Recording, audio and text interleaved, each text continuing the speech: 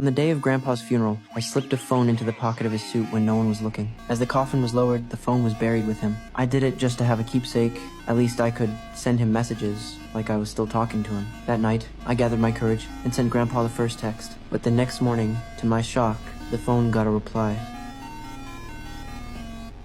I ran to tell my dad, saying Grandpa might not actually be dead, we had to open the coffin and check. But Dad just shook his head and said I was crazy. He reminded me that the coroner had already done an autopsy to determine the cause of death. They even removed Grandpa's heart. There was no way he was still alive. As for the text, Dad thought the phone might have been hacked, but I knew that was impossible. The message used a special letter code, something only Grandpa and I knew. No outsider could have understood it. Unable to convince Dad, I went to the cemetery alone. I called the phone buried in the coffin. It rang for a long time, but no one answered. If he was really alive and could text, why wouldn't he pick up? The matter went unresolved, and life slowly returned to normal. I pushed it all to the back of my mind, until one day, at the school dance, I finally worked up the nerve to ask a girl in class to dance.